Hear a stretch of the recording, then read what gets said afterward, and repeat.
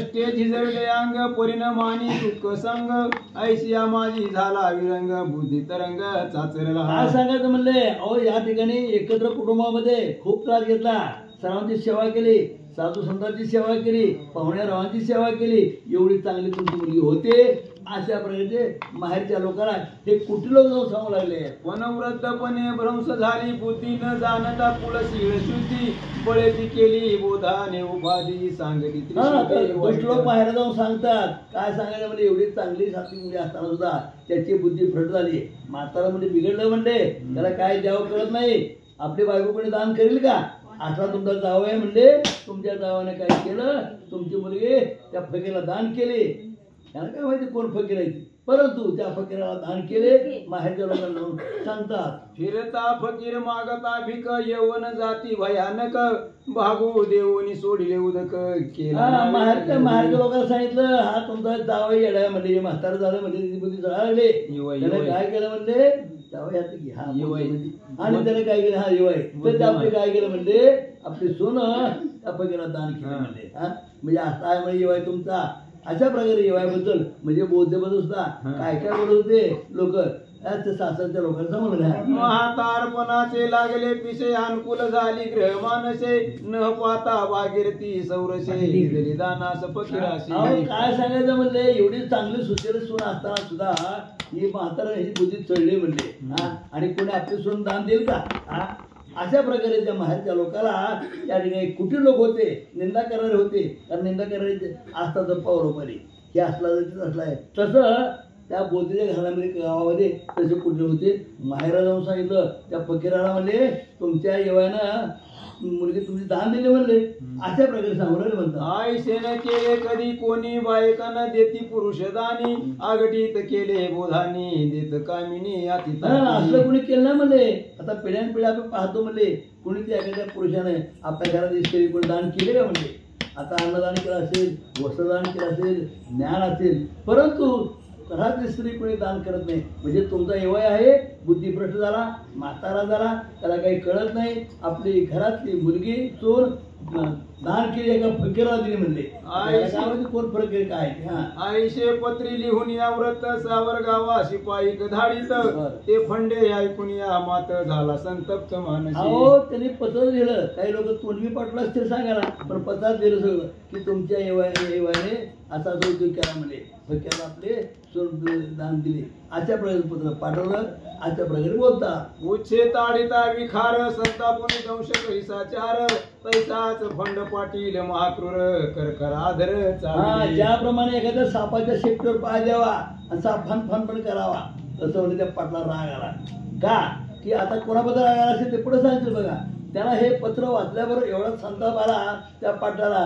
त्याने काय केलं ते पुढे बघा. गावचे दांडगे महावीर आज्ञाकरिता मिळाले सत्वर एक क्षणात न पडता धीर आले बाहेर गाव. पत्र वाचलं सावरगावच्या पाटलांना, ते पत्र वाचल्यावर जर संताप आला. उदाहरण दिलं बघा, सापाच्या शेपटीवर जर पाय दिला तो कसा फन पण करतो, तसं म्हणजे त्याला राग आला. आणि काही दांडगी माणसं घेतली आता म्हणजे काट्या घेतल्या आणि म्हणजे चला म्हणजे दामणगावला. हस्त सर मिळाले पायीचे शब्द करीती नाना परीचे शस्त्र करी घेतले साचे बोलती वाच्या शब्द. आता त्या निघाले दामणगावला, हातामध्ये काट्या घेतल्यात, शिवगाळ करतायत, जीवडाकडे बोलतायत. बघू म्हणले कसला ते म्हातारा ठेवले, त्याला पहिले जमणार नाही म्हणले. अशा प्रकारे त्या ठिकाणी त्या धामणगावचे लोक याचे सावरगावचे लोक बोलू लागले. काट्या शेगड्या डांगा गोफणी कुळवगा दांड्या आणि चिपणी फंड निघाला धावणी बोधा लागुनी मारा. आडनाव फंड आहे नाही का, पाटील फंड. आणि अशा प्रकारे त्याने काय आडनाव वेगळं असतं, त्याला पाटील, त्याला पदी मिळाले असते. अशा प्रकारे म्हणजे आता बोलते पाटील होतच की बोलते पाटील, आपल्या गावात बरोबर पाटील, तसं त्याने फंड पाटील, जगताप पाटील, हे जगताप पाटील. अशा प्रकारे हे जगताप पाटील, तो पण असं पाटील गेले, पण काय आमचे लोक पाटील म्हणतात, खोट आहे ते. तर अशा प्रकारे त्यांनी दान काही घेऊन आता ह्या महाराजांची फजिती करायची. पुढे काय होतं बघा. गावात करीती दिन दिन वाड्याजवळ आले धावून तो बोधादीच द्वार लावून करीतो भजन बैसला. आता हे आले सावरगावकडे धामणगावर आले. ते त्यावेळेला काय पाहिलं म्हणजे आता काट्या कुराडे घेऊन आले त्याला बडवायचं म्हणून, परंतु त्याने आपलं दार पुढे गेलं आणि भगवंताचं चिंतन करत बोलते महाराज बसले म्हणतात, गोदार मोडिले कडाळी आत शिरले दडदडी गोदा धरुणी आता तडी ओढा ओढी करीता आता दार जर लावून असले काय दांडगेला बघा काय अवघड आहे काय, लाद घातली दार मोडलं हात शिरले नाही का आणि धरलं ओढलं फराफरा. म्हणजे अशा प्रकारच्या महाराज सुद्धा आपल्यासाठी काय किंमत हवे, महाराजालाच करते आपण तर सामान्य माणसं की म्हणते आणि अशा प्रकारे महाराजाला थरथरा बाहेर उडताना म्हणतात. धर्मदासा ते धरिले दृढ आकर्षणी बांधिले अविचार बोलती बोले जे हृदय उले ऐकता. धर्म म्हणजे जावय का नाही का, धर्म जावय आणि मग जावाला धरलं, गावाला धरलं त्याचे हातपाय बांधले त्याला फरफा आणलं येवायला बी आणलं. म्हणजे आता राग झाला ना, राग काय सांगितलं जसं साप फणफण करतो तसं त्या फंडाला राग आला होता. मग सगळी माणसं पाठवली होती आणि मग काड्या कुराडे घेऊन दार मोडलं फराफरा ओढलं दोघांना बाहेर ओढलं आणि पुढे काय केलं मग, तुम्ही कुळवंत जगताप जाण म्हणून दिलेली कन्या निधान तुम्ही कैसे केले दान कोण विधान आणि बोला सुरुवात केली. अहो म्हणे तुम्ही जातवंत जगतापाचे कुळवंत आणि तुम्ही अत्यंत कुळवाल आहात म्हणून आम्ही आमची मुलगी तुमच्या घरी दिली आणि तुम्ही हे काय केलं म्हणले आपली सोळ तुम्ही दान केली. अशा प्रकारे लोक बोलू लागले, आमची कन्या भागीरथी पवित्र साक्षात भागीरथी ते तुम्ही देता दाना प्रती लाज चित्तीन आली. काय सांगायचं म्हणजे आमची मुलगी म्हणजे कशी होती अक्षरशः म्हणजे भागीरथी लक्ष्मीचा अवतार आहे म्हणजे आणि अशा प्रकारचे असलेले आमची मुलगी तुम्ही त्या फकीराला दान केले. अशा प्रकारे त्या ठिकाणी लोक बोलू लागले. भक्तीचे माजविले बंड कर्म करिता तुम्ही हा भंड वाद घातला घालिता वितंड. अरे आम्ही भक्त आहे मी भक्त आहे म्हणून सगळा बंड माजवला म्हणले सगळ्या जिल्ह्यामध्ये तालुक्यामध्ये नवे नवे सगळ्या भारतामध्ये तुमचं नाव लोक झाला म्हणजे आपण ऐकले दिल्लीचे आपल्या काशी लोक ब्राह्मण त्याला त्या बघायला बोललेला म्हणजे सगळ्या महाराष्ट्रामध्ये सगळ्यात त्याची प्रसिद्ध. तुम्ही बंड केलं म्हणले, बंड म्हणजे काय तुम्ही तुमचा गौरव केला मी मोठा साधू आहे मी मोठा साधू आहे. त्याने काय कोणाला सांगितलं नव्हतं पण काही चमत्कार मिळून भेटा यायची नाही का आणि अशा प्रकारे तुम्ही तुमचं काहीतरी सोंग सगळ्या ह्याच्यामध्ये वाढवलं तुम्ही फार मोठे समजून घेता. अशा प्रकारे त्या माहेरचे लोक त्या ठिकाणी बौद्ध महाराज बोलू लागले. ग्रहते शिंपीला विस्तव ज्वाळा उजळती शाश्वत अत्यंत क्रोधे नेत्रारत वारू इच्छित जीवेशी. काय सांगायचं मला एखाद्या घरावर आपले जर विस्तव टाकला तर तो भडकतो आग पेटते तसं मला हे जरी हे लोक पेटलेले आहेत. कशावर पेटले त्याला खूप राग आलाय. अशा प्रकारे त्या ठिकाणी या हरिभक्त अशा प्रकारे त्या ठिकाणी मानकोचे बोधे ना त्यांचे जे युवाई लोक होते त्यांचे आल लोक होते त्यांचे फट फैसले करू लागले. ग्रहते शिंपीला विस्तव ज्वाळा उजळती शाश्वत अत्यंत क्रोधे नेत्र आरत वारू इच्छित जीवेशी. ग्रंथकर्ते या ठिकाणी सांगतायत गावातल्या वाईट लोकांनी सांगितले की तुमची मुलगी दान दिले त्यामुळं बाबाजी फंडाला भयंकर राग आला. गावातली 4-5 माणसं घेऊन तो धामणगाव मध्ये आला. आगीमध्ये तूप टाकावं ती आगीचा भडका होतो तशा पद्धतीने भयंकर राग आला त्या बाबाजी फंडाला. मानकोजी महाराजाला धरलं त्यांचं कवाड तोडलं लात घातली आबा म्हणले लात घालून तोडलं सीआयडी बघतात वाटते लात घातली आणि दरवाजा तोडला महाराजांना वळून आणलं धर्मदासाला आणून बांधलं. अशा पद्धतीने सांगतात. एकची झाला कलाट शब्द बोलती दुष्टाचाट अतिशयाचा कचकचाट शब्द बोबाट आकाशाशी. आणि सगळे त्या ठिकाणी आले लोक बाहेर ना आले मारायला लागले धरायला लागलं. मानकोजी महाराजांना बांधलं धर्मदासाला बांधलं. अशा पद्धतीने मोठमोठ्याने गोंधळ लोक करू लागले. कल्पांत समय ओढवला परिमणी तो शांत बोधला न बोलेची बैसला उगला ममतेस लागला हृदय रोग. आणि एवढा गोंधळ होत होता. मानकोजी महाराजांना बांधलं होतं धर्मदासाला बांधलं होतं. लोक आली होती हातामध्ये काटे कुराडे घेऊन मारण्यासाठी पण मानकोजी महाराज शांत होते भगवंताचं भजन करत बसलेले होते. ममताईला टेन्शन आलं म्हणले आता काय अवघडच झाले मारलं फिरलं तर काय करायचं म्हणून ममताईला दुःख वाटलं. कपाट देऊनी आंतरग्रहाते सुने सह ममताती शोकाते करिता न बोलवे कविते पावले भयाते निजमणी. आणि मग ममता घाबरली महाराज. तिनं आपल्या 2 सुना घेतल्या. एक तर दान दिलेली होती 2 सुना घेतल्या आणि आतमध्ये लपून बसली, दार लावलं. घाबरली, दार लावलं आणि आतमध्ये रडत बसली ममताई आई साहेब. बाकी ह्या दोन भावांना सगळ्यांना धरून मारामारी ओढाओढी करू लागले. मोहे रडता नय उधता मनीच्या मनी ती चरपडत आंबे आता तू धाव त्वरित काळी दुरीत दुस्तर हे. ममताई आई साहेब महाराज त्या ठिकाणी दुःख करू लागल्या, मोठमोठ्याने रडता येत नव्हतं म्हणून आतल्या आत अंतःकरणामध्ये रडू लागल्या.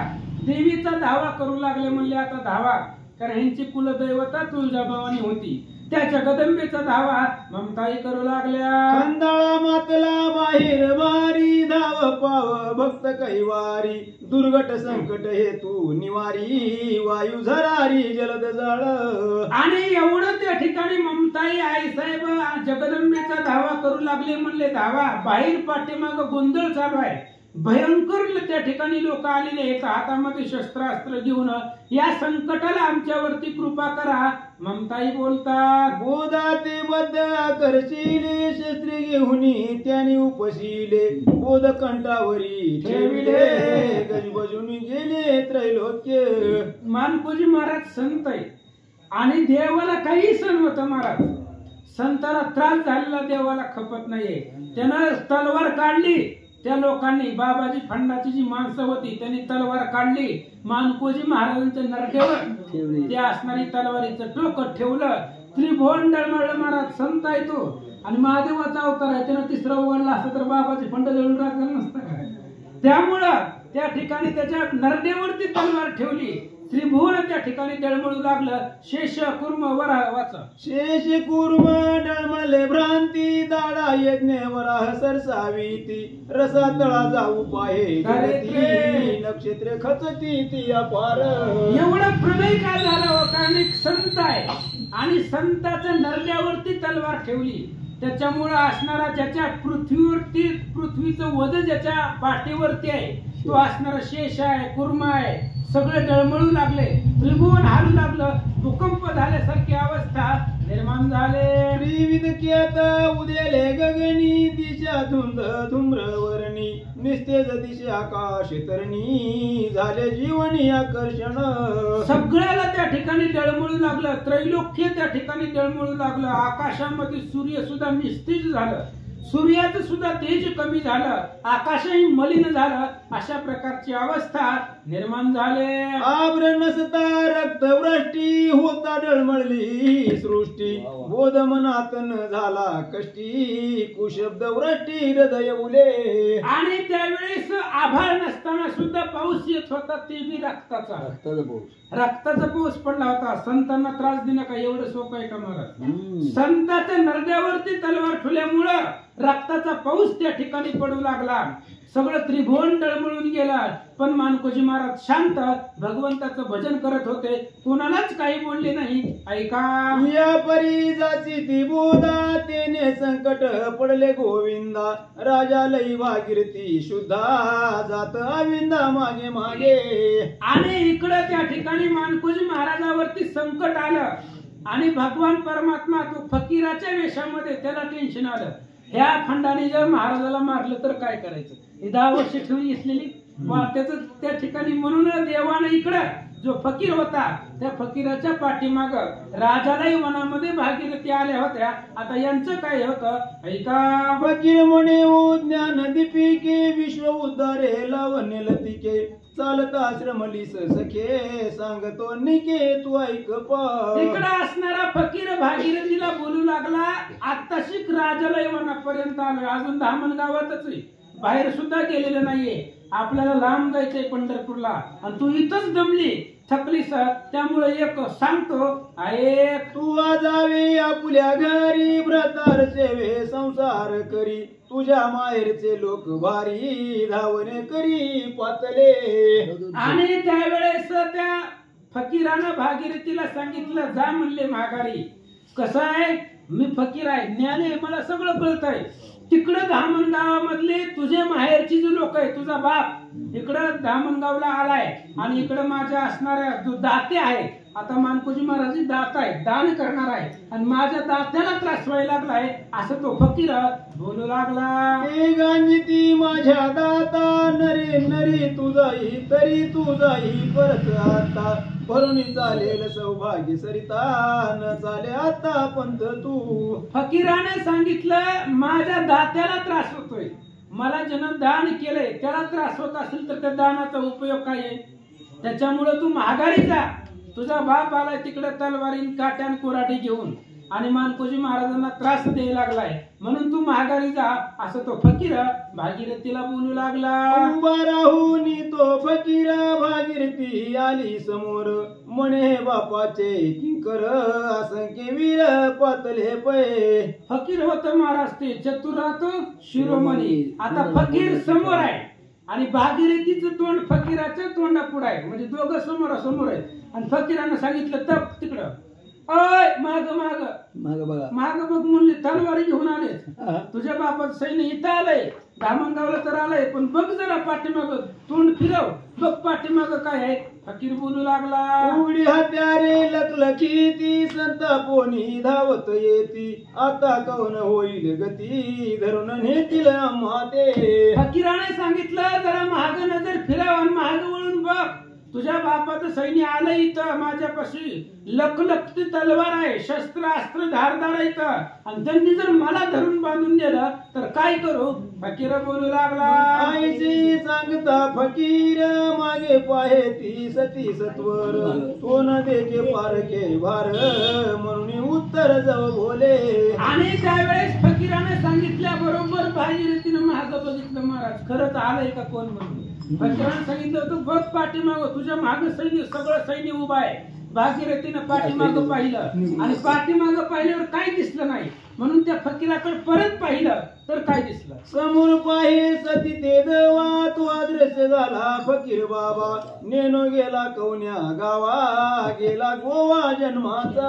आणि त्या भागीरथीनं महाग पाहिलं होतं महाराज, सैन्य आलंय का नाही बघून. समोर पाहिल्याबरोबर फकीर गायब. तुका म्हणे पाहिले मागे, एवढ्या वेगे अंतरला. माग बघून पुढे बघाय किती वेळ लागतो महाराज, तेवढ्या वेळामध्ये गायब झाला. येत वरी होता संघ, अंगो अंग लपविले. आतापर्यंत संघ होता महाराज आणि फक्त माग पाहिलं गायब झाला. कुठं गेला भागीरथीच्या लक्षात आलं नाही. ही काय झाली विपरीत, दाही दिशा शून्य विलोकित, हृदय स्फोट करी अनर्थ, पडली मूर्छित धरणीशी. भागीरथीला खूप दुःख वाटलं महाराज, अचानक गायब झाला, कुठं गेला? कारण आपण आता याला सर्वस्व मानलेलं आहे आणि आता हा गायब झाला, त्याच्यामुळे भागीरथी शोक करू लागले.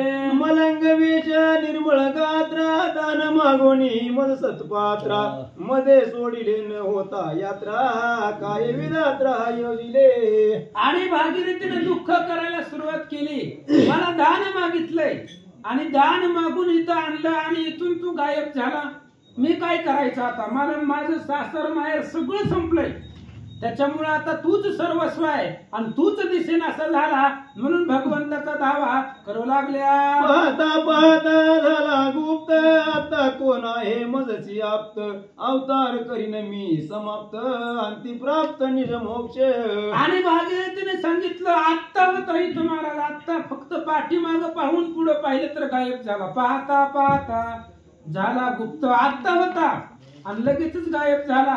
मग आता काय करू? आता मी सुद्धा त्या ठिकाणी जीव देईल आणि मोक्षाला निघून जाईन. भागीरथी बोलता. धन्य धन्य का फकीर व्रती, का करशिली माझी शक्ती, मी चरणास्ता भाव भक्ती, का हो विरक्ती आणली. भागीरथी रडू लागले महाराज, खूप दुःख करू लागले, काय करावं? या असणाऱ्या फकीरानं दान मागितलं आणि इथं सोडून गेला. तिनं सासर माहेर ज्यावेळेस दान केलं, मानकोजी महाराजांनी पाणी सोडलं, त्यावेळेस सगळ्याचा त्याग केला होता तिनं.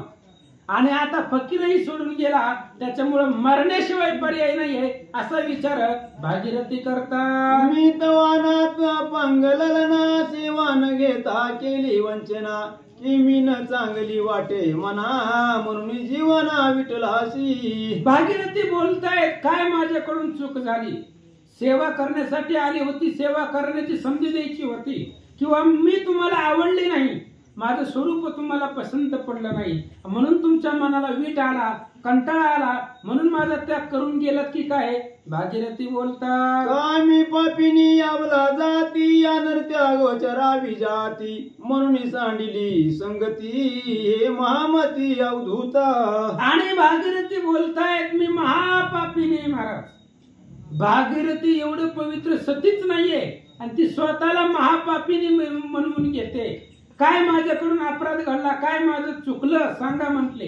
एकदा सेवेची संधी तरी द्यायला पाहिजे होती, असा अचानक का निघून गेला? तर बोलू लागले, आडा माझी विश्वासे घातले, मध्ये जाता सूत्र कापले, देवी मजा नाता केले, येना झाले मी परत्र.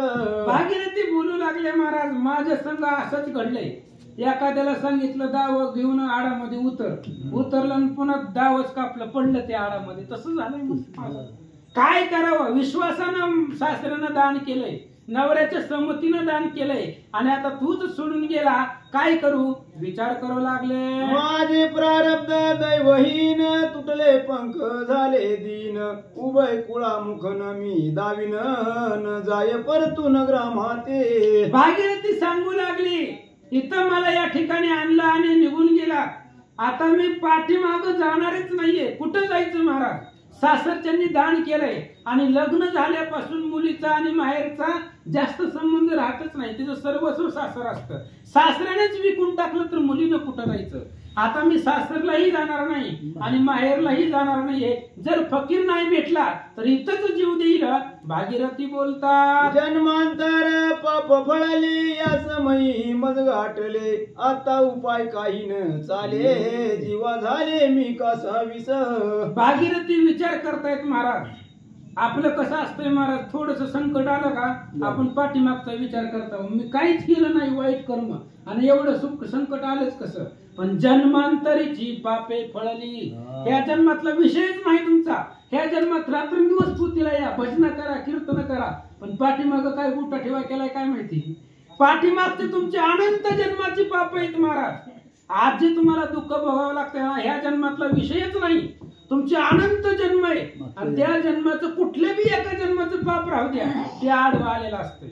भागीरथी तीच बोलतात, ह्या जन्मात मी काहीच पाप केलं नाही, पण अनंत जन्मीची पाप, पाठीमाग जी पाप घडले ती आड आले, म्हणून सासऱ्याने विकलंय, नवऱ्याने सोडून दिलंय, फकीरही सोडून गेला, अशी अवस्था माझी झाली. बोलू लागल्या, या परी तळमळली सती, या करंदे हिंडे वन प्रहस्ती, नाही मानवाची वस्ती, व्याघ्र बोलती भयानक. अहो एवढं दुर्घट वन आहे. मग अशी ववे येऊन गेल्या, त्या वनातली झाडं आकाशापर्यंत गेलेली होती. राजालाही वन आहे, दुर्घट आणि दुस्तर वन आहे. त्या वनामध्ये एकही माणूस नाही.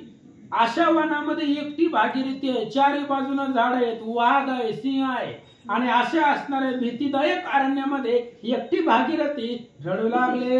वनी धुंडिता फकीर, न सापडे सती चिंता तूर, रडता रक्त नेत्र दुसर, वन भ्यासुर भय रूपे. भीती वाटली महाराज भागीरथीला, दुःख करू लागली, रडू लागली.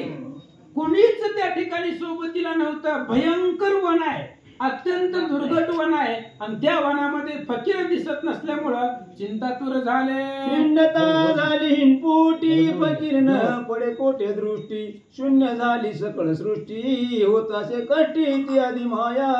भागीरथी कष्टी झाली, अफाट दुःख झालं. फकीर दिसत नाहीये. तो फकीर आपला सर्वस्व आहे, त्याला आपल्याला दिलंय, त्याच्यामुळे तो दिसत नसल्यामुळं दुःख करू लागले. हरण काळची ती भागीरथी, पंचप्राण गोळा होता ती, व्याकुळ झाली महासती, अन्याय म्हणती सर्वेश. आणि भागीरथीने विचार केला, महाराज सासर माहेर संपलंय आपलं, फकीरानंही सोडून दिलं, आता तिचे जे पंचप्राण आहे ते पंचप्राण तिनं आकर्षून घेतले आणि मूर्छित अवस्थेमध्ये भागीरथी पडू लागली. काय झालं? मूर्छना येऊन पडे उठे, नाना वृक्षाशी संघटे, ते धाव लागून अंग फाटे, अशुद्ध वाटे सर्वांगी. भागीरथी चक्कर येऊन पडली महाराज. त्या वनामध्ये उठली झाडाला त्या ठिकाणी काट्या कुट्याचं झाड होतं. झाडाला धक्का लागल्यामुळं अंगातून रक्त येत होतं. सगळ्या अंगाला काटे घुसले होते. अंगामधून रक्ताच्या धारा बाहेर निघत होत्या. आणि अशा अवस्थेमध्ये भागीरथी पडली म्हणतात. देह नासले त्रासले भारी न स्मरते मनी सुंदरी चरण चालते चाचरी वाचा खेचरी बसली पै. भागीरथीच्या तोंडामधून शब्द बाहेर निघाला गेला. सगळ्या अंगाला ती झाडाची असणारी साली वरबडल्या होत्या. काट्या कुट्या लागलेल्या होत्या. अंगातून रक्त येत नव्हतं होतं. तोंडामधून शब्द बाहेर पडत नव्हता. अर्धे डोळे झाकलेले होते. अशी अवस्था भागीरथीची झाली. या परिशोके ती भागीरथी निचेष्टित पडली जगती कोणी न सावरी सती पक्षी करीती पक्षवात. आणि एवढी भागीरथी आकांत करू लागली महाराज. कोणही होती तिथं. एवढा गावातल्या दहशतवाद्याची मुलगी आहे. बलसंपन्न बाप आहे तिचा. अख्खं गाव तिच्या बापाच्या ऐकण्यामधलं आहे. पण त्याच बापाचं लेकरू अरण्यामध्ये एकटं पडलंय. कोणी सुद्धा तिला सोबतीला नाहीये. तिचं दुःख पाहिलं. पशु पक्षी जवळ आले आणि पशु पक्षी तिच्यासाठी रडू लागले. तिच्या अंगावरती आपल्या पंखाची सावली देऊ लागले असं सांगतात. आस्तमाना गेला वासरमणी ग्रही बोधा ते होती जाचणी फंड मातले शस्त्र घेऊनी उदित प्राणी प्राणांत. आणि सूर्य मावळला. सूर्य अस्तमानाला गेला. अंधार पडला. अंधारामध्ये अरण्यामध्ये एकटी भागीरथी मूर्छित पडलेली आहे. आणि इकडे या बाबाजी फंडानं मानकोजी महाराजाच्या नरड्यावरती तलवार ठेवलेली आहे. त्याला जीवच मारायचा विचार बाबाजी फंडाचा आहे. भागीरथी इकडे चक्कर येऊन पडलेली आहे. दिवस मावळला. अंधार झाला. ऐका आता सावध होऊन श्रुती कथा प्रवाह भागीरथी पुढील प्रसंगी दूर होती संकटी पावती परमात्मा. ग्रंथकर्ते सांगतायत आता पुढच्या अध्यायामध्ये काय होणार आहे. उत्सुकता लागलेली असती काय होणार आहे. भागीरथीचा जीव जाणार आहे महाराज. मरणार आहे ती. पण भगवान परमात्मा येणार आहे. आणि भगवान परमात्मा तिला जिवंत करतील. संकटाला पावतील. मानकोजी महाराजांच्या सुद्धा हाकेला भगवान परमात्मा पावतील. तीच सुंदर कथा ऐका. त्या कथेचे नवलाद्भूत साधका साधेल निजहित तरी प्रेमळ असावे सावचित कथा अमृत प्राशन करा. कथा ही अमृत आहे महाराज. आणि ही कथा रूपी अमृत प्राशन केले की अमरच होत आहे. सुंदर अशा प्रकारची कथा आहे. पुढच्या अध्यायामध्ये अत्यंत चरित्र आहे. ऐका. जनवन व्यापक जग जीवन जीव शिवा झाले आलिंगन जो जीवी इच्छितो जीवन अवधान जीवन मज घाला. इति श्री बोधरी लांबरी शिवगौरी विनोद चिदांबरी भक्त काम कल्पद्रुवा औदुंबरी द्वादशीतमोऽध्याय गुण श्री कृष्ण श्री ज्ञानदेव तुकाराम. ते बोधराव भक्त सुमती फंड बांधून मारू इच्छिती ते न चाले कोणाची युक्ती बोधा सच्चित्य आनंद. आणि इकडं कथेचं अनुसंधान आहे. मानकोजी महाराजांना बांधून ठेवलं होतं. त्यांना त्या ठिकाणी मारण्यासाठी तलवार उगारली होती. पण त्या असणाऱ्या दुष्टांसमोर कोणाचं काय चालणार आहे. त्यामुळे सगळे शांत होते. काय झालं ऐका. इकडे राजा लई वेश फकीर भागीरथीशी केले जिकीर न ऐकता गुप्त झाला श्रीधर अशोक अपार सतीचा.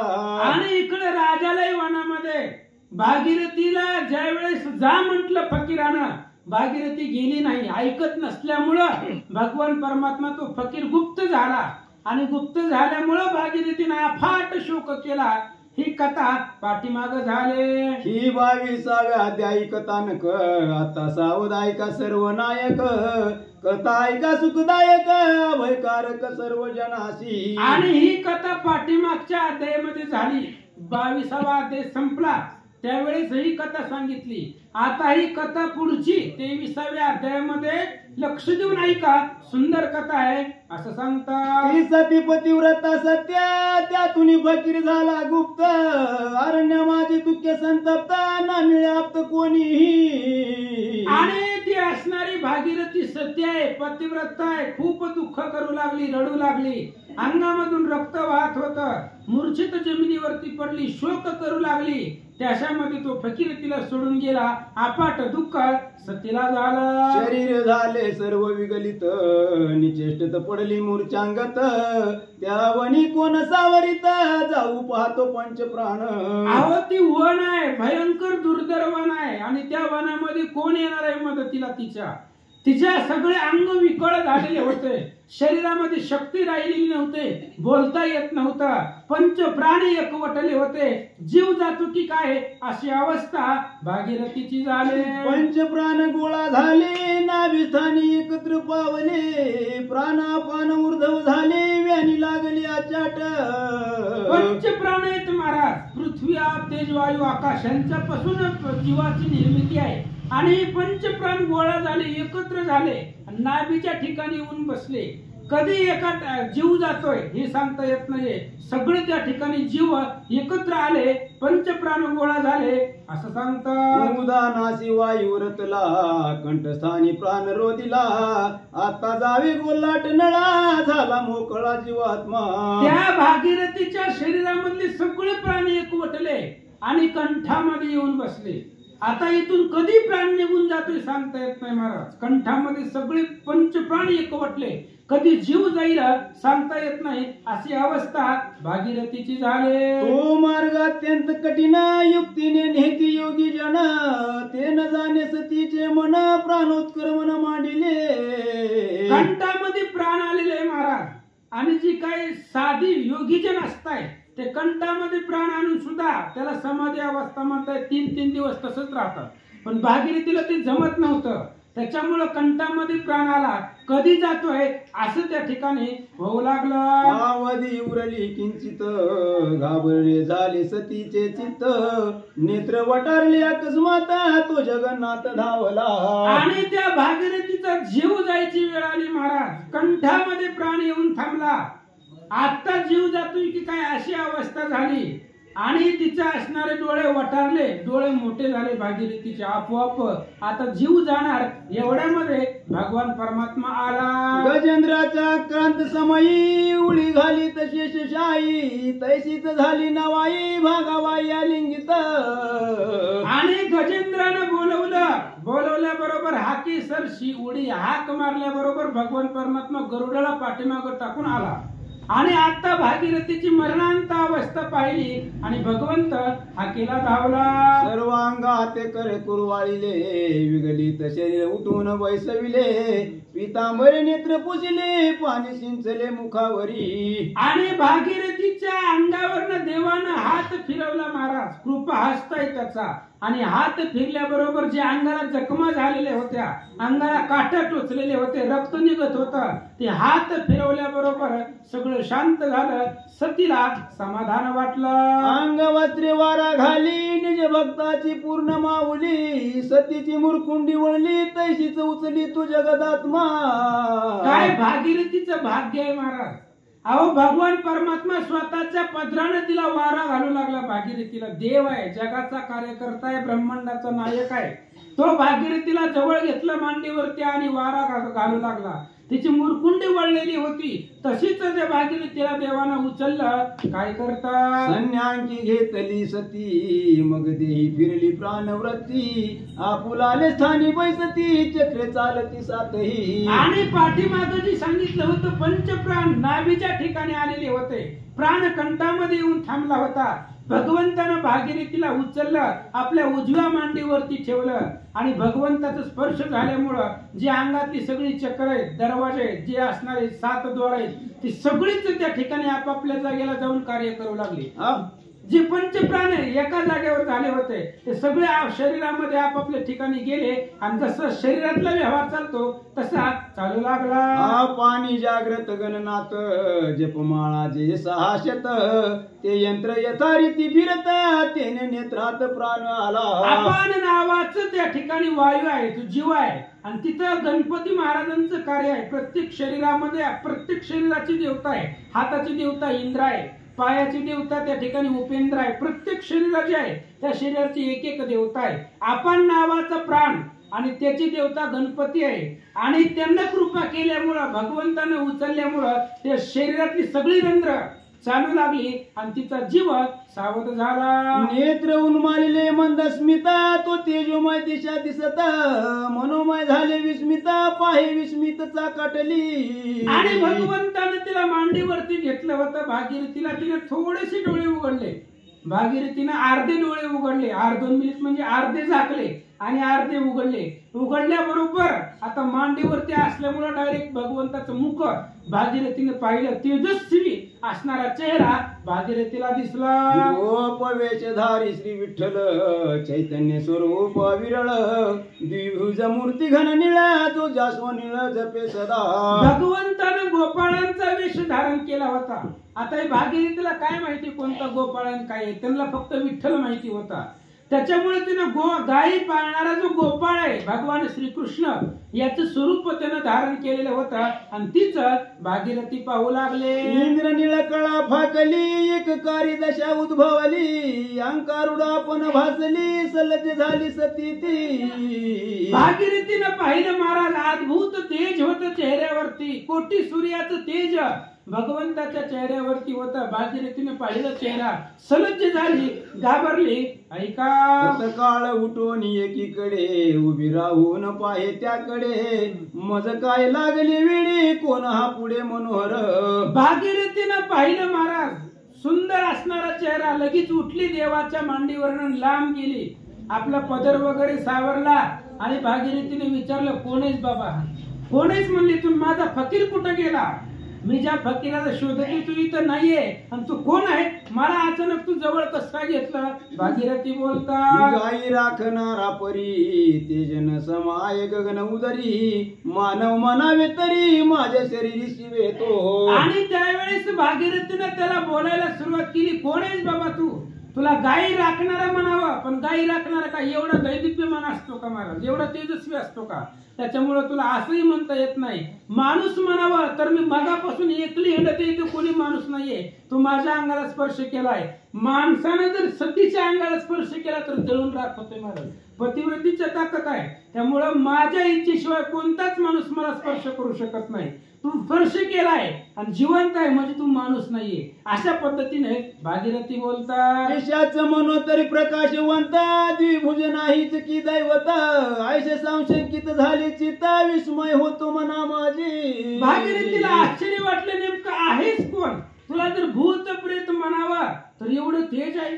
अफाट तेज आहे. ती राजाला एवढं प्रकाशमान झालं होतं. एवढं तेज तुझं त्या ठिकाणी दैदिप्यमान आहे. तुला ब्राह्मण म्हणावं ब्राह्मणही म्हणता येत नाहीये. अशा पद्धतीने विचार करू लागल्या. आसो म्हणून ती सुंदरा नमस्कारिले इंदिरावरा चरण न सोडी सुंदरा विमलांबुधारा प्रेमस्तव. त्यावेळेस भागीरथीने म्हणलं जाऊ द्या कोणी का असना म्हणून त्याला त्या ठिकाणी अंतकरणापासून नमस्कार केला. देवे उचलो निसती मनी बाळे शब्द सुमती प्राण उत्क्रमण हंस गती कासया कृती केली तू. आणि भागीरथी त्या देवाच्या चरणावरती डोकं ठेवलं. चरण घट्ट धरलं.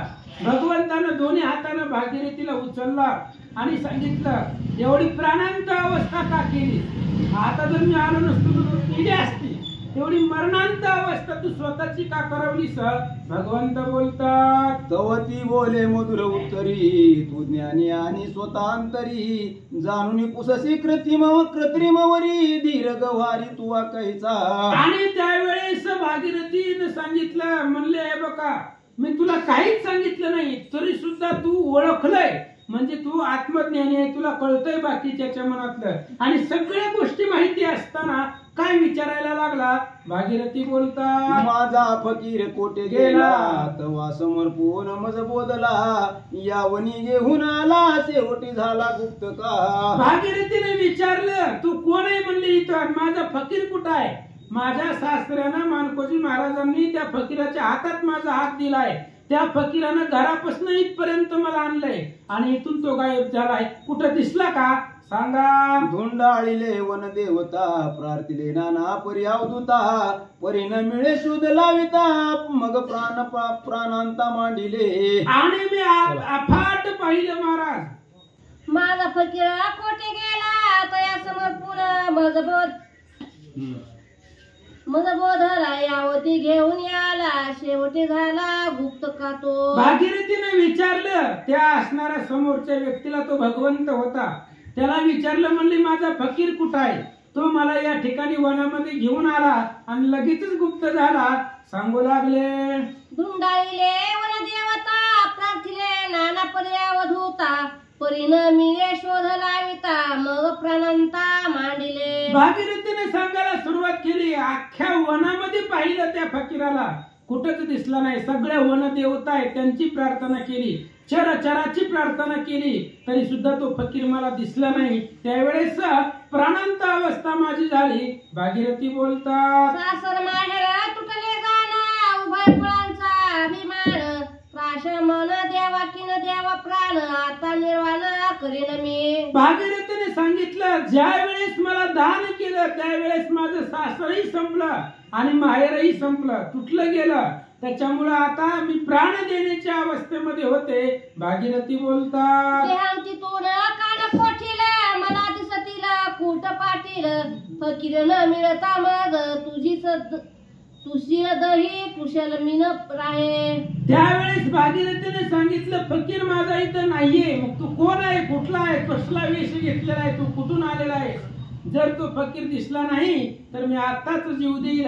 भागीरथी बोलतात, न भेटता मग फकीर गडी तरी देहांची कोरडी करीन आताचा जाण रोकडी नुसती वेडीचा न ओढवे. आणि भागीरथीने सांगितलं, आता माझं सर्वस्व त्या फकीरामध्येच आहे.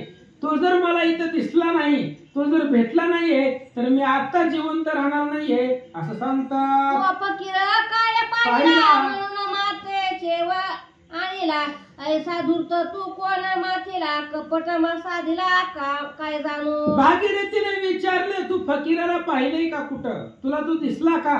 आणि तू फकीराला पाहिलं असावं म्हणून तू मला सावध केलंय, म्हणून तू मला त्या ठिकाणी उठवलंय. जर पाहिलं असेल तर कुठं आहे मला सांग.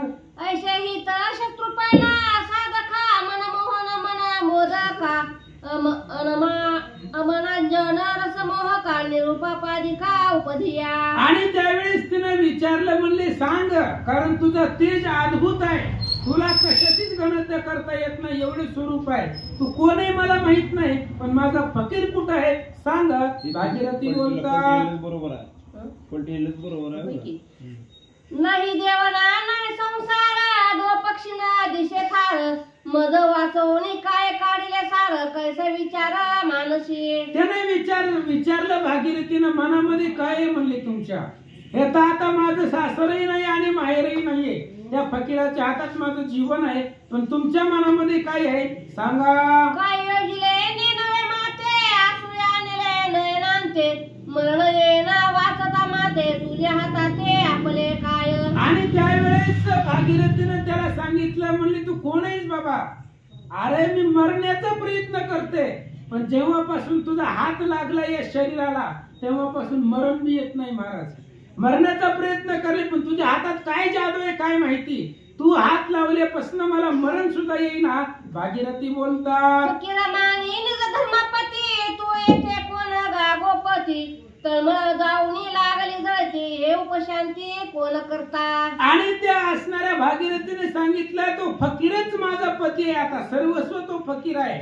आणि तू फकीर नसून तू इथं गाई राखणारा दिसायला कोण आहेस, कुठून आला सांग. ध्यानी म्हणे सतीचे फकीर चित्त न राहे क्षण एक स्थिर गोपाळ वेश गंधधीर उभा गंभीर दिगंबरा.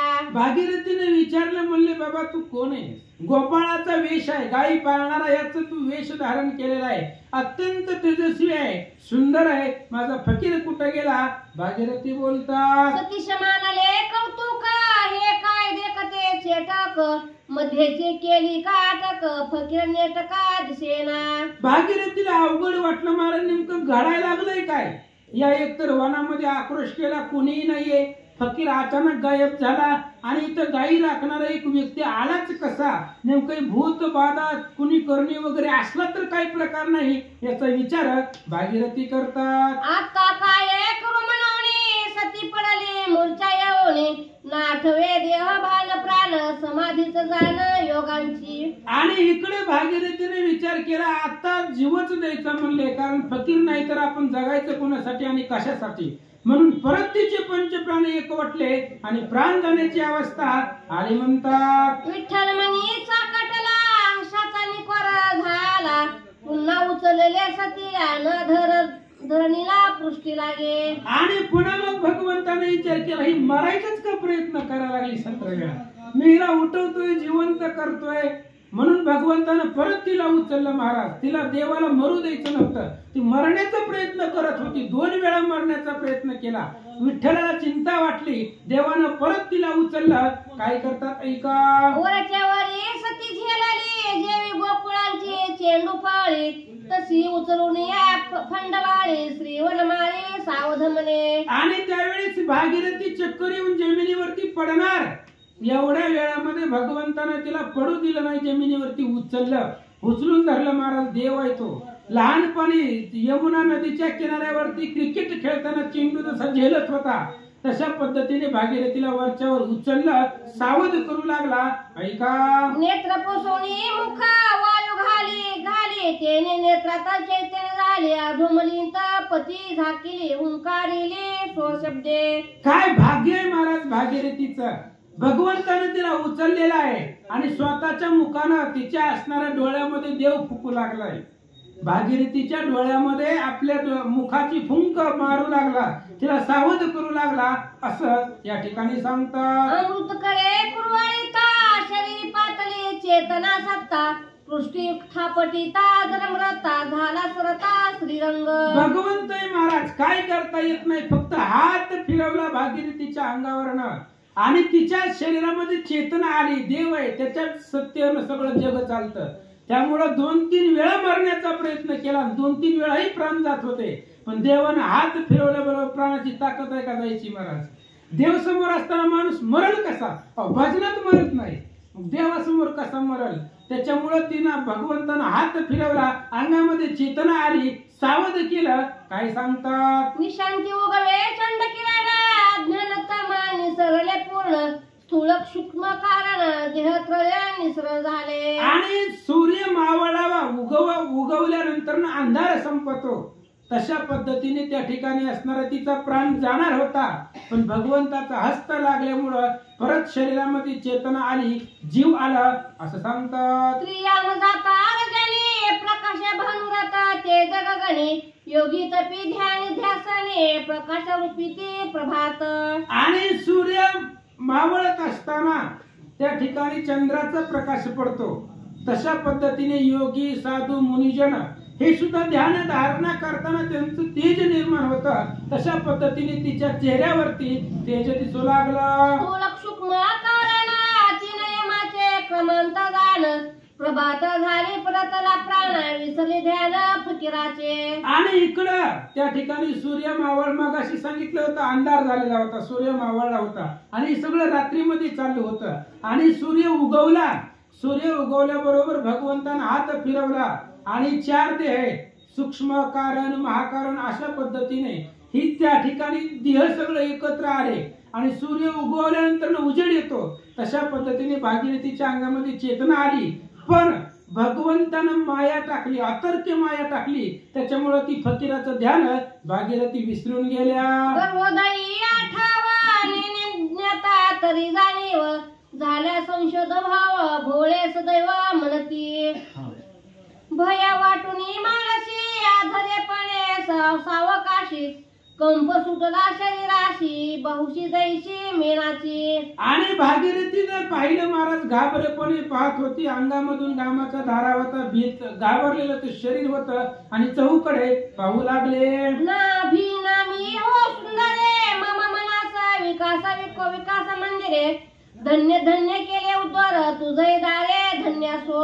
आणि त्यावेळेस भगवंतानं सांगितलं भागीरथीला धन्य म्हणली तू सती आहे, उदार आहे.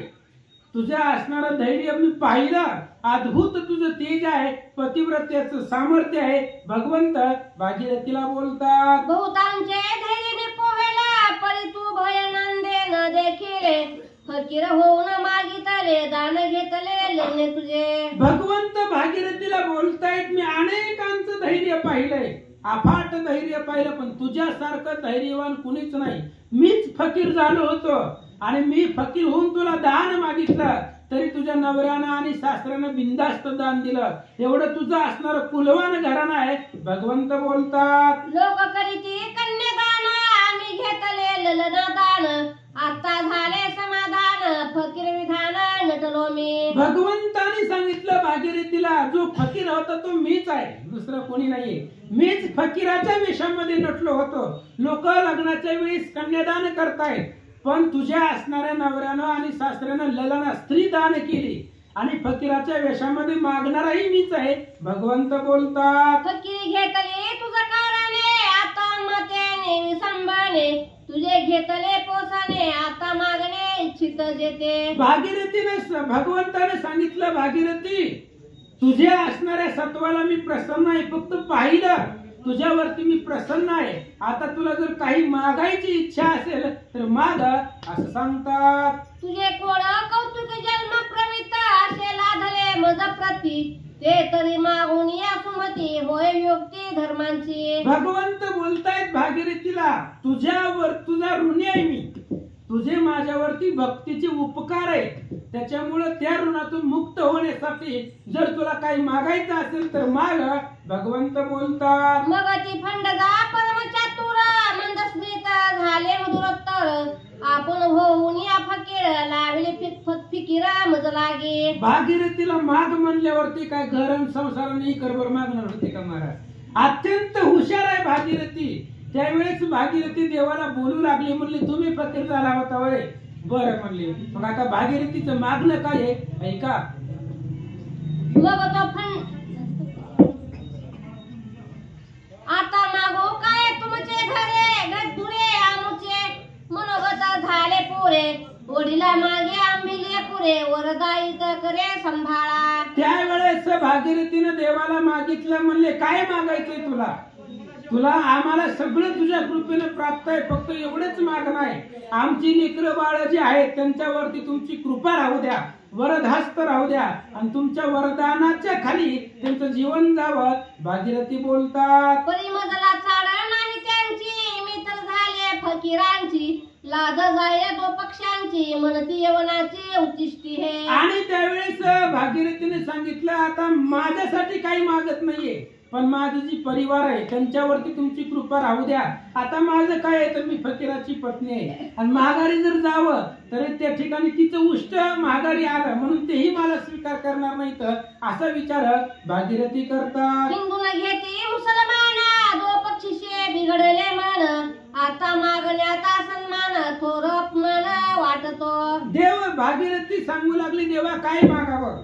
आता मला माघारी जायला थारच राहिलेला नाहीये. एका फकीर यवनामध्ये मला दान केलेलं आहे, त्याच्यामुळे आता परत इकडं मला घेणार नाहीत, त्यामुळे जाणंही चुकीचं आहे. आणि काय तुला मागावं असं सांगतात. आणि की मागा म्हणे सुवाणी ते पावशी शिरोणी. संकोच विनोद वदलिवाणी शारंग पाणी साहे झाला. आणि त्यावेळेस ही जी भागीरथी बोलली ती बोलली, पण भागीरथीला भगवान परमात्मा साह्य आहे. तिला त्या ठिकाणी भागीरथीला देवानं मदत केली. ऐका, उडीला मागे तुम्ही वाजविला टाळ टाळ. आता मासा ठेविला विटाळ. रुसून उभी फंड बाळ तव सात वेळा हरी म्हणे. आणि त्यावेळेस महाराज भागीरथी देवाच्या पुढे उभा आहे आणि भागीरथी देवाला बोलू लागली की त्या ठिकाणी देव बोलू लागला भागीरथीला की तुमच्या वडील जे त्यांच्या भजनामध्ये मी टाळ वाजवतोय, टाळ वाजवतोय. त्याच्यामुळे भागीरथी उभा समोर आहे आणि भगवंत 7 वेळा बोलले. असं बोलल्यावर काय झालं? दिदलावर सप्तपिढींचा टाळ वाजवीन साचा. शतवर्षे नेम पिढीचा बोलती वाचा ज्योतिषी. भगवंतानं भागीरथीला असा आशीर्वाद दिला, इथून पुढे मानकोजी महाराजाच्या 7 पिढ्यापर्यंत मी टाळ वाजवील पाठीमाग उभा राहून. आजही बघा जयवंत महाराज ज्यावेळेस कीर्तन करतील त्यावेळेस पाठीमाग नमस्कार करते. का? कारण पाठीमाग भगवंत आहे. ही मानकोजी महाराजांच्या वंशामध्ये जो बी कीर्तनकार गादीवरती असेल त्याच्या कीर्तनामध्ये मी टाळच वाजवणार 7 पिढ्यापर्यंत. आणि दुसरा एक आशीर्वाद दिला महाराज. ह्या वंश परंपरेमध्ये मानकोजी महाराजांपासून 7 पिढ्या, या 7 पिढ्यामध्ये 100 वर्षापर्यंत होईपर्यंत कोणीच मरणार नाही. 100 वर्षापर्यंत त्यांना मरण नाही. पुढचं सांगता येत नाही कारण कलियुग आहे. त्याच्यामुळं तुमचे जे इथून पुढच्या 7 पिढ्या आहेत मानकोजी महाराजापासून तिथून पुढे 100 वर्षापर्यंत कोणीही मरणार नाहीये असा आशीर्वाद भगवंत देतात. यात मागणे किती मागितले त्या ज्ञाने म्हणे जाणतले देव म्हणे तुझे वचन मानले जय वाहिले गृहाशी. आता साधू संत जे खरंच ज्ञानी लोक आहेत त्यांनाच माहिती आहे महाराज भागीरथीने किती मागितले. भागीरथीने एवढंच मागितलं ह्या वंश परंपरेमध्ये 100 वर्षापर्यंत कुणी मरू नये आणि 7 पिढ्यापर्यंत भगवंताने टाळ वाजवणार तू देवानं वाजवला एवढंच मागितलं. आता याच्यामध्ये काय काय मागितलं ही ज्ञानी लोक सज्ञान लोक त्यांच्या लक्षामध्ये आलं. ग्रंथकर्ते सांगतात तो ते म्हणे जी दीप बाळा येऊन लांछन लागले कपाळा आसरे पूर्ण झाले बुबुळा रक्त कळा पातले. मग परत भागीरथीने तिथंच आली महाराज फिरून. त्यावेळेस भागीरथीने सांगितलं देवा आता मला माघारी जायचं नाही म्हणले इथंच मरायचंय. काय करायचंय पाठीमागं जाऊन ही दान केलेली वस्तू आहे मी आणि परत माघारी येणं म्हणजे दोष आहे माझ्या कपाळाला लागलेला डाग आहे असं सांगतात. अक्षुणी काय असेल मागणे ते मागणे शुभ कल्याणे तवती सती विनेता म्हणे येवन दोषीने जीव दुःखी. त्यावेळेस भगवंतानं विचारलं म्हणले तुला अजून काय मागायचं असेल तर माग. त्यावेळेस तिने सांगितलं काय मागणार आहे म्हणजे आमच्या सासऱ्याने नवऱ्यानं अशा माणसाला दान केलंय तिथून महागारीच येता येत नाहीये. यवन जातीमध्ये फकीर आहे आणि त्याला दान केलेला आहे. तो दोष माझ्या कपाळावरती आहे.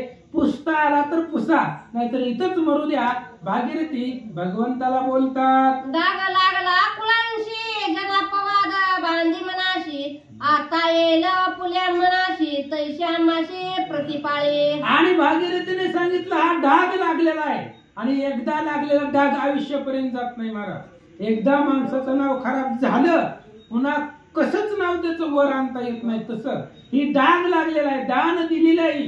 ही जर डाग तुम्हाला पुसता आला तर पुसा नाहीतर तुम्हाला जसं करायचंय तसं करा. भागीरथी बोलतात उभय कुळीचा 7 पिढीचा वंश नदी भरावी दुथड्या मागणोने सवंगड्या न गेली आड्या अशा कधी तो प्रसन्न दिले कृपावंत तवा उदरे मी स्वत भगवंत अवंतर षडस गुणवंत धरी प्रचिती मानसी. आणि त्यावेळेस त्या ठिकाणी भगवंताने सांगितलं भागीरथीला म्हणले टेन्शन घेऊ नका तुमच्या पोटाला मीच जन्म घेणार आहे म्हणले. स्वतः देव बोलतायत भागीरथीला मी सगुण निर्गुण भगवान परमात्मा तुमच्या पोटाला बालक रूपानं पुढे येणार आहे आणि मी स्वतः तुमच्या पोटाला अवतरित होईल असं भगवंत वरदान देऊ लागले. सप्तपिढ्या उभय कुळ संतती संपत्ती क्षेम कुशल धन धन्यपती सुशील पुण्यशील अवतरती. भगवान परमात्मा आशीर्वाद देऊ लागले महाराज भागीरथीला. तुमच्या 7 पिढ्यापर्यंत हे असणाऱ्या ही जी वंश परंपरा आहे सत्कीर्तिवान पुरुष अत्यंत पुण्यपावन लोक ह्या 7 पिढ्यामध्ये जन्माला येतील या वंशामध्ये. म्हणजे कोणीही आदरमानं वागणारा येणार नाही वाईट प्रवृत्तीचं येणार नाही. तुमचे 7 पिढ्या जाईपर्यंत सत्कुलशील शीलवानच लोक पुण्यवानच लोक तुमच्या कुळाला जन्मतील असा आशीर्वाद भगवंत देतात. आता जाई परतवानी रात्र झाली गहन ते म्हणे तुझं वाचून लेंछ लांछन शुद्ध नये. त्यावेळेस भगवंताने सांगितलं भागीरथीला जा म्हणले निघून आता घरला जा.